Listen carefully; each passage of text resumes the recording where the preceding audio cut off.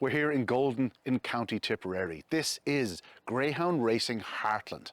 And of course, we're here to meet a Hall of Famer, not just in Ireland, but also in the USA. Indeed, if there was a World Greyhound Racing Hall of Fame, the first name on the list would be that of the legendary Pat Dalton. We sat down with the great man.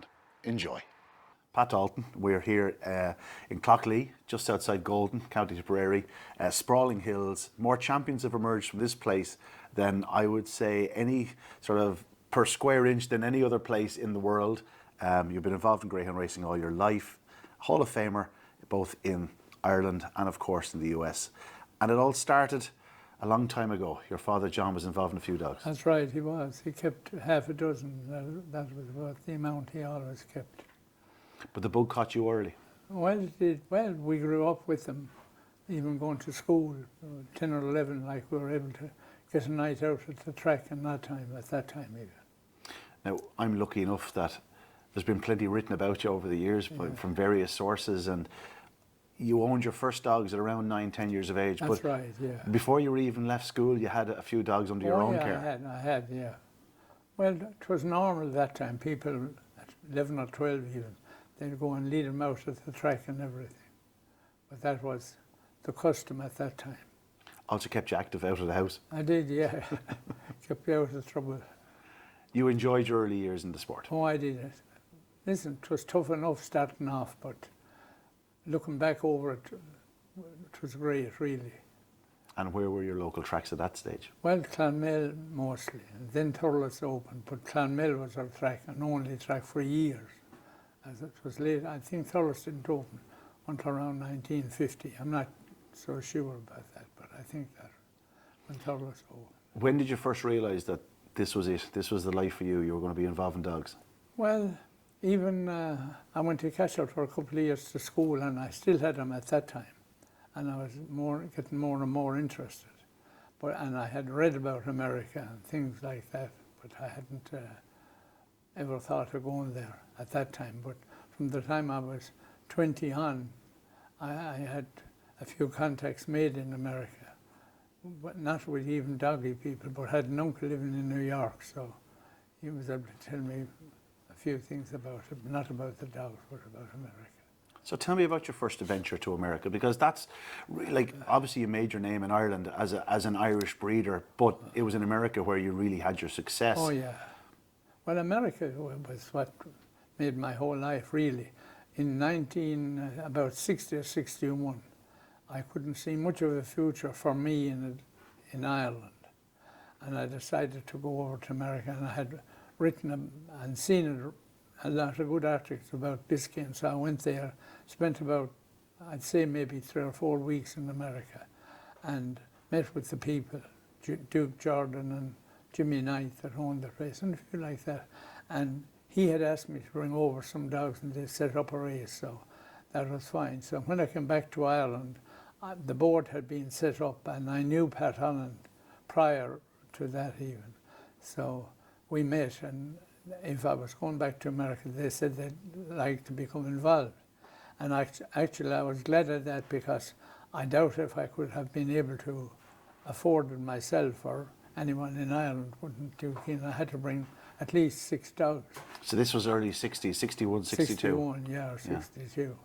So we went, the board were in, as I said, for the first year, and we did very well. We didn't win it, but we did very well, and all the dogs were sold, and I'd say they probably made a profit as well. And then from that on, I went back on my own. They were finished after the first year. They weren't financially backing you, but they would have given you any help you needed, I suppose, at that point. Of course, they would have given me the help, or if I needed to find out anything. But at that stage, it was the farthest away thought in my head that I'd go there full time. But after racing in Biscayne for a few years, for 3 months of the year, and even if you won it, it was a lot of money at that time, but it was only 25,000, so it wouldn't be long going. Even the second and third in the final got paid. You were probably depending on selling the dogs at that point. You had to sell them, yeah. Even though you were getting help from the IGB or whatever that was at the time, it's still a huge leap. Like, you're a man of what, 25, 26 years of age at the time. But to go over, you must have had great faith in your own how would you say it, your own communication skills. Well, You made great I had friends. I did, and I had good greyhounds. I mean, the greyhounds in Ireland at that time, I remember one bitch which won the Irish American. She won in Dublin, Gleeman there. I think she was in the Derby, actually. And she won her, but that's the caliber. I mean, at that time, even in the 63 or 4, I was paying £3,000 and £4,000 for dogs to go there. Yeah. So it went on from that. And after two or three events like that, I couldn't see much future in going over for 3 months and coming back. So I decided that if I was going to stay in it, I'd have to get contracts everywhere in the Miami area. There were 4 tracks there at that time. So 3 tracks took one kennel a year round. One that closed and the next day opened the next day. Yeah. And that's from that on. Then I expanded. In poker parlance, you were all in. Oh, yeah. You were putting it all in there. And actually, when exactly was that? Late 60s, middle? late 60s, yeah. Late 60s. So you decided to move over there full time. Oh, I did, but I was any year that I was in America, I would make at least 6 or 7 trips a year back to Ireland. I came back every 2 months. Don Cuddy was trainer for me. Well, you'd have 3 in every kennel, and he was with me for years until he retired. And he knew the business backwards too, you know. At that point, were you still breeding the dogs at home and then bringing them over? I was breeding them at home and bringing them over.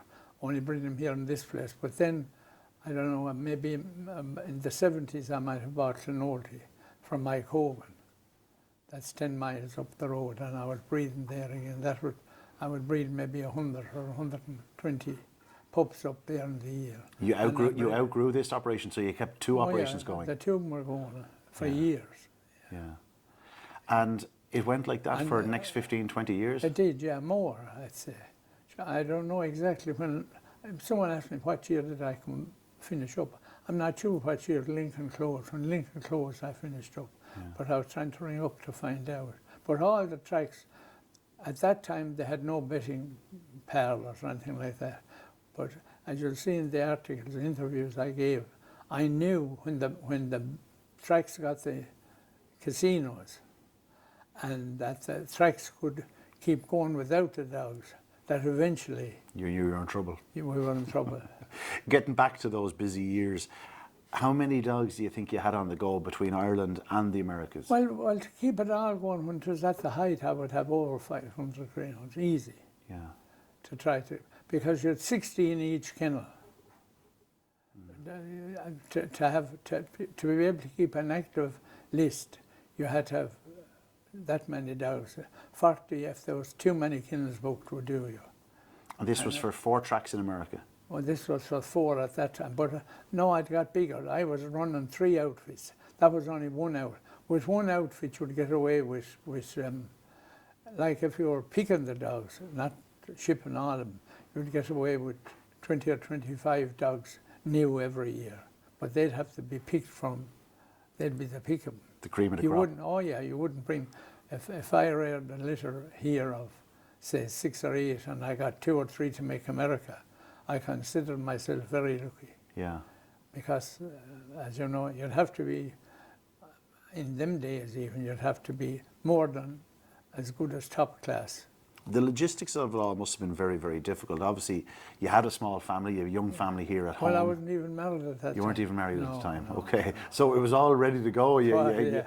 You must have had a great team with you, people that yeah. you trusted. Oh, I had, yeah. I was very happy with the way everything went. Yeah. You know. Your brother was involved with you on this side of the water? Well, he was the main man on the farm. Yeah. But he on the farm, farming, not milking cows. I had 2 brothers at it. Yeah. And one of them, he had that quarry that where Gleason's have now. He had that quarry and sold that as well. But he was farming too, but he was not in the dogs. No. But John was interested in the dogs, but he's passed away 10 or 12 years now, more. No, 8 years. I don't want to gloss too much over the American stuff because like, we haven't really even got into it in real great depth, but obviously there was great dogs along the way. You yeah. produced the likes of Downing and Rocking. Well, I didn't produce Downing. He was one I had leased in America. Yeah. You know, Rock and Chip was bought here by Dave Carroll from Chicago, bought down in Kerry. Yeah. And he always bought a couple, and I had them for Dave in America. The deal was there was no weekly training fees. They got a percentage of the prize money. Yeah. You'd open race class, you get 50% of the prize money. But there was never training fees in America like there is here. It was all lease. If you owned dogs and you leased them to a track, if they didn't do any good, you got nothing. Mm. You know, the track owner, not the track owner, but the kennel owner, if the dog couldn't make it. Well, you were in a situation where at least you were having the results year in, year out. Oh yeah, you were a popular man to be leasing from. Well, you were, and I mean, I should have said I was, but the thing was that you couldn't only afford to lease a few. If you leased all of them, you were going nowhere. You had to be breeding as well. But that was the business, and that was the game. When did you really get involved in the breeding end of things? Obviously, you had dogs from an early enough stage. Was it always your line, or did you bring a bitch or two in and things took off from there? When would you nearly class yourself more as a breeder than a trainer? Oh no, well, you wouldn't put me down as a trainer anyway, because I was breeding all my life from the time. I always kept 3 or 4 brood bitches, and as the better ones, even if I sold them, I always got them back for breeding. That's ever before I went to America. Yeah. But that's how it went. Of course, things got a little bit more complicated in the late 60s. You got married, as many a good man has fallen to in years gone by, and soon after you had a family. Obviously, life just became more complicated. You obviously had dependents to look after, but at the same time, the business had to keep going. And it had to keep going, yeah. And it kept going. We never had what we'd say bad years in it. But in the last 10 years, you had, as I told you, you had to do the kind of figures I'm talking about to stay solvent.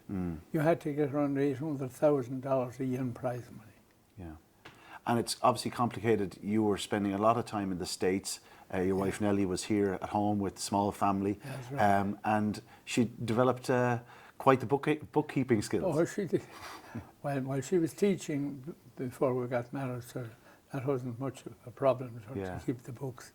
She was telling me that... But she also helped with the whelping the bitches. Yeah. You know, at which point your kids, as they got older as well, became involved, especially in the pups and the whelping. Oh, yeah. Yeah. Nellie told me a story earlier on that where she'd have the back door open, the kids in whatever buggies and cradles they had to be in, and she'd keep an eye out and listen out. But at the same time, they still managed to get the tidy towns going in Golden and built a library, and it was busy times. Oh, they were. Meanwhile, you were still over and back to the States and back to Ireland, the breeding operation going well. As you said, it had to keep things going. It had to, yeah. I remember flying from Boston to Miami one time for less than €100 or less than $100 in them days. Yeah. And the fare from Shannon to Miami, the whole way, the return fare was only around £240 or £250. Wow. Compared to today. Things were reasonable. The flying was reasonable, you know. At what point did you start thinking about racing dogs back over here? You always kept a few, I suppose. They had to, if I reared them here, everything that was reared here, if they were good enough for America, they went to America. If they were not good enough, they would go to trainers or something here and sell them. And yet one or two might have slipped through the net. Like you won classics over here. You won a Laurels, a Ledger, you won a National Sprint, an Oaks. Yeah, and we won every one of the stakes except the Derby. Yeah, still time, Pat, still time. Yeah. Get your hands on the dog, you never know. The Derby, they'd have to be in some other country now. Your near neighbour's having a bit of luck in the Derby at present. Oh yeah, Graham Holland. Just across the road, man. He three in the final the other night, and the three of them out together in front. You'd say, how could they get beat? But sure, it happens. He's had a phenomenal run at them. Yeah, Graham, phenomenal. But it's 24 hours a day with Graham. You won't see him anywhere only with the dogs, I'll tell you. It's a life, it's a good life, but you have to be dedicated to it. Oh, yeah. Well, his whole family are involved, you know. His wife and Timmy, his son. But phenomenal, you could say, look, but he deserves it, as I said, the work he puts into it.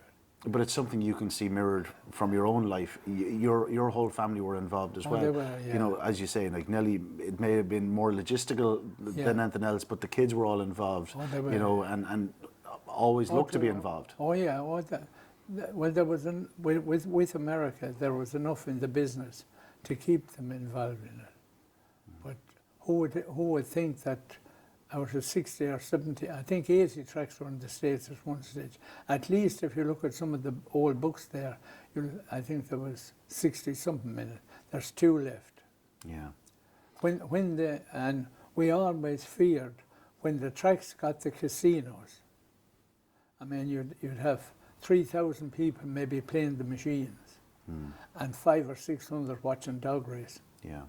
So when the tracks felt that they could keep going with the casinos without the dog racing, and it started first with just one facility for betting, but then it went that they could bet everything. Betting parlours, as I mentioned in one of the stories I gave years ago. I said that a person need not go to, you could see 5 or 6 games and races in one casino. Why would you go to a track at all, you know? Yeah. When did you start to scale down the operation in the US? Well, when Lincoln closed, and John was in Texas, and he had most of the bitches at that stage, but he had all that's finished now. As I said, only 2 left. He has 1 or 2 bitches just breeding, and sends them to wheeling if they're good enough. Of all the dogs you put through your hands in the US, you've mentioned, you know, the leasing of Downing and Rocking Ship. Yeah. Any others that stand out? Oh well,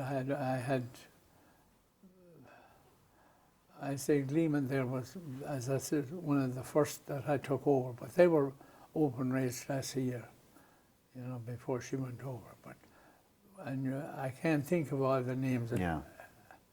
You know. You went all in. There was a situation where, like, it wasn't a case of you'd school them here and bring them over, and it'd still be 3 or 4 months before they could race. You then decided to go to the next venture, and you built your own track, and it was a world leader in itself. Oh, it was. Yeah, and then when things slackened down in America, I had the inside lure there. I then put in an outside lure as well at the same track. So the man that I've at least, Kennelton now, he can school a few there with another friend, but it's not open to the public. Yeah. How many champions do you think you trialled there over the years? Oh, sure, I don't really know. That never occurred to me, I tell you. You never regretted doing it, though? No, not at all. I assume that was another mountain of work that you were heaping upon yourselves in the operation. Oh, it was, yeah. That was there a long time. It is only now I look back at it. You know, you'd say, how did... I read about the article. My own father wrote about it in one of the Greyhound reviews, and the surface went down 3 feet effectively. It did, yeah. It was water, yeah. But you also needed to be in a situation where you could dig it up or it'd go like concrete, and yeah. It was as well as maintained a track as there was in this part of the world. It had to be, and we had sprinklers inside and outside. Yeah. You know, for the wind and that, and the bank and everything. But at that time, I had enough of tracks to copy. Yeah. I got the facilities from Portland, Oregon, that they had there, and the sweeping bends and the bank and an inch to the foot. If it was 20 foot wide, the outside was 20 inches higher than the inside. And so I can only imagine the joy and the pride you felt the time your first Greyhound got on the sand and trialled around it. Well, yeah, but it's so long ago, I'd be a hypocrite. I can't even remember it, I'll tell you right now. Yeah. But anyway, sure, it's all going through life, isn't it? It's clearly something you don't regret, all that extra work. Not at all. Yeah. It was a great life, I'll tell you the truth. Yeah. I really enjoyed it. Yeah. But and there's time to go, and it was time for me to give it up. You know, I couldn't sit at a track now for an hour and a half. I just would find it too hard. And I'm lucky that I can still drive. So, of course, also around the early 2000s, there was a certain bitch that you bred yourself, but was owned by your late son, Michael, of course. Special memories of Airport Express. Unbelievable. She was a phenomenal greyhound. And everything she bred was better than each other. And Michael, he was running the place at that time. Yeah. But we were lucky that she never went to America, that she stayed here. Like 28.15, she held the national record for 5.25 yards. That's a special achievement. She was unbelievable, I'll tell you right now. I'll never forget her. But Michael had some great dogs at that time. Yeah. Great dogs. He had 6 or 7 of them, you know. Yeah. He knew how to do a dog, I suppose. He was reared in it. Well, and time meant nothing to him. If it took him an extra half an hour to do it, he did it right. It was just one of those things. As we sit here, he's nearly 8 years gone. He's 8 years gone, yeah. 2 kids, yeah. Time flies. It does, yeah. Time flies. But special memories, of course, God, of his childhood, of his times as a father, of his times as a husband, and also as a greyhound trainer. Oh, yeah. But he didn't have a bad one. Every one of them down along there. Yeah. I mean, let's say he never had any greyhounds that we had to adopt out that they weren't good enough. He didn't lick it off the ground. Oh, no, he didn't, I'll tell you right now. Airport Express. She would have been wise plan, wise memory, that line, wasn't she? All of them, yeah. All the wises were all Michael's. Yeah. Michael had about, I'd say, 35 or 40 of his own. Yeah. You know, and if they went to America, he got his commission out of them just the same. Yeah. These were and he was in America a couple of times. When they were younger even, I took the whole family over and we had a house in Boston. But it's only now I'm thinking of all that. But we'd stay for a couple of months with Michael. But he loved the dogs and they loved him, I'll tell you right now. Yeah. Obviously, John was involved as well. Yeah, but John was farming in the big way too. Yeah. You know, milking cows, and had a brother Eddie. John was involved, and Eddie was farming. He was never another brother. He was never involved in the dog, but he was farming. Yeah. You know, and Patrick was what wasn't in America with me at the dogs, but he was in the dogs here as well. Yeah. Now we're gonna start wrapping up shortly, but before we get sort of to more modern times and some of the successes you've had in Ireland and the UK, I want to talk about some of the people that were in your orbit. You know, I've said already that, of course, you were recognised Hall of Fame both in the US and in Ireland, which must have been it must have been nice for a lifetime's work. It wasn't what you were doing it for, but it's lovely to be recognised. It is, but I had a great staff with me. I had another man from Cork, David O'Keefe, for years. He's still alive, and I think he's in Wheeling. And there was another man from Cashel originally that's out there. He wasn't with me, but we were great friends, Dan Ryan. You know. Some famous names there. Oh, yeah. Yeah. Of course, yourself, you've already mentioned Don Cuddy. He's another Hall of Fame recipient. The two of you were very much in each other's orbit for a long, long time. Great friends. Oh, great friends, yeah. He was friendly. We were friendly ever before he went to Scotland. He went to Shawfield. He was racing manager in Shawfield. And there was he didn't give it 10%, he gave it 110% every day. And then I had a Scotchman, Ali Quash, with me for years. Yeah. I did a bit of flapping in Scotland in the early years. So I took Ali out of Scotland to America with me too, and he was with me until he packed it in to retire. But and I had a few Irish lads that came over, you know, for 2 or 3 months and come back again. But I'd say the Irishness of your operation helped. It also helped you with, you know, a step forward in the sport in the US. Well, it did. The Irish people helped me with the dogs anyway, I'll tell you that. But the dogs make, no matter who you are, if you don't have the dogs, your popularity isn't much good to you if you don't have the dogs that can run a bit. You know? Yeah. Getting back to Ireland, and you know, obviously I'm a little bit younger than you, but I remember your breed sort of coming to the fore, you know, in the 90s, and then around the turn of the century, you started to have some great successes. You had a very fast breed. You always did. The Wise prefix was very much to the prefix, or was very much to the fore. The likes of Wise Plan, she was throwing some superstars.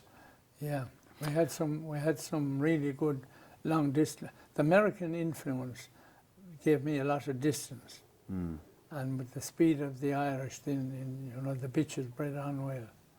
We had Tradition and Flying Winner, and I mean, in those days when Flying Winner, Harry Finlay, he gave not pounds now or dollars or whatever. He gave 70,000 for Flying Winner. Yeah. To me, talking to him, but she won everything in England. She was unbelievable. But she was. But when you think of the money, I was at that time. And she obviously threw like TV trophy winners and marathon winners all around the place. Yeah. I know Harry, she came back to you for breeding. Harry wasn't breeding her, but I would say he got more than his money worth out of her. Oh, he did, oh yeah. But I speak to Harry quite regularly, yeah. Still loves the sport, still loves the game. You know, often talk about himself and Don Cuddy were, of course, great pals. Oh, they were. Yeah. I see the programme on the computer on Saturday night. It was a great job on the computer. Yeah. You know, the English Derby. Gone to the Dogs. Yeah. Yeah, aren't we all? Yeah. Getting back to those Flying Winners, Tradition, of course, Donation, there was so many of them. And in recent times, you smiled off camera earlier on when you mentioned the name Space Jet. Yeah. She was some star for the Dartnells. Oh, she was. She was a real crowd pleaser. Oh, she was, yeah. She had one race in Clonmel, finished well, but was only second, the 5.25. So the gentleman that have her right now called up, and I sold her. And I was delighted. In 1 year, I think, I sold her for 4,000. I think she earned, he told me, near 60,000 in a year. Not a bad return. No, it was great. It's sad she passed away with cancer, so that line is finished with her, since there are a few still breeding and whatnot. But every now and again you see one popping up, and only recently, in the last couple of years, we saw Swords Rex running so well for Graham Holland, and he goes back to your line. He does. I saw that again when I looked at the breeding. So that's how it goes. Yeah. How do you feel when you see that your line is still there? You can see it popping up. Well, sure, as I said, you wouldn't have much feelings now, but it's good to see that somebody is getting the benefit of it. Yeah. You know. The sport has been good to you. It has been great, yeah. You spoke about the different tracks in the States and the emphasis on stamina. Tracks were often a bit slower in the States compared to this side of the world, or even Australia. We haven't even touched upon Australia. You were lucky enough to get down there. You raced one or two dogs in Australia. You enjoyed your trips down there. Oh, I did, yeah. But even today in Australia, the dogs are being shipped from England and Ireland to Australia as pets. Yeah. So they're paying like £2,500 and £3,000 out of England to ship them to Australia as pets retirement. Yeah. The board are doing a fantastic job. Welfare is the future. What is welfare is the future for everything, both horse racing, dog racing, and anything that involves animals. Yeah. Welfare is the future. You've experienced greyhound racing across the world. You spoke about running a dog in Budapest. You would have been in Macau in the early days. And we went to France too, for just a race too. And is there anywhere that stands out, or is it all very different? And is there one you'd put above others? Well, I suppose, as I said, you wouldn't even. To me today, I'd say that Ireland is as good on the good nights as anywhere. And Shelburne looks terrific, I'll tell you. Well worth a visit, Pat. It is, yeah. Yeah, well worth a visit. It is. Any one great memory that you want to speak of before we finish up, or is it all just one good memory? It is a good memory. I'd like to thank everybody that helped me in my time, and even that are still alive. I wish them the best. I can imagine there's a few hundred out there that have worked for you, but I can also sense there's probably thousands out there that thank you for all you've done. Yeah, well, I thank them all anyway.